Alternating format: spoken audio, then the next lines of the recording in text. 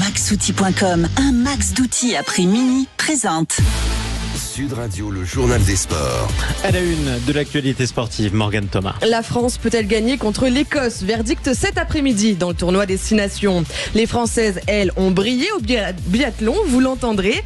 Et puis Deschamps en a marre des fake news, il nous le dira. Le jour de la seconde chance pour la France, les Bleus qui affrontent l'Écosse pour leur deuxième match du tournoi des 6 nations. Une semaine après la déroute devant l'Irlande, le 15 de France doit prouver qu'il est toujours capable de gagner.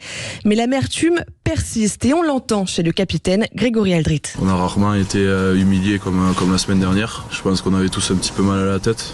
On a à cœur de faire un gros match.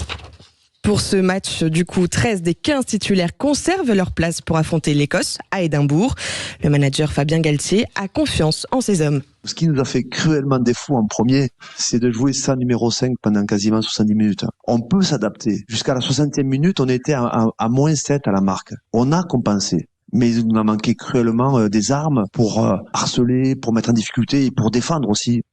France-Écosse, c'est tout à l'heure dans le tournoi des 6 nations. Coup d'envoi à 15h15. Et c'est à suivre en direct de Murrayfield sur Sud Radio, la radio du rugby avec Daniel Herrero et François Triot au commentaire. La France qui a signé un exploit hier dans les mondiaux de biathlon. Oui, les Françaises, auteurs d'un quadruplé sur le sprint. Julia Simon à l'or, Justine Bressac-Boucher à l'argent, Lou Jean Monod au bronze, Sophie Chauveau est 4e. On écoute tout de suite Julia Simon, très émue. J'ai cru en mes chances, je l'ai fait. J'avais pas les meilleures sensations sur la piste, mais qu'est-ce que c'était bon de pouvoir me battre pour cette victoire, pour ce podium déjà et cette victoire au final. Et là de voir l'équipe, c'est un truc de dingue. On va peut-être faire un triplé, c'est un truc de malade. Et c'est au final un quadruplé que les Françaises ont signé. Et bravo à elle. En tout cas, on passe au football maintenant et à la Ligue 1. Match nul hier entre Marseille et Metz. Un partout entre les deux équipes qui s'enfoncent au classement. À suivre en Ligue 1 tout à l'heure à 17h, Lens-Strasbourg.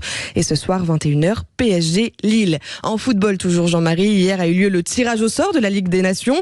Et la France a été gâtée, un groupe extrêmement relevé avec notamment l'Italie et la Belgique.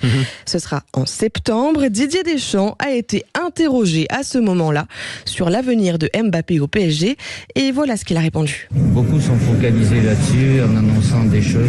La décision elle sera communiquée quand Kylian estimera que ça sera le bon moment. D'ici l'Euro, peut-être que vous aurez une réponse.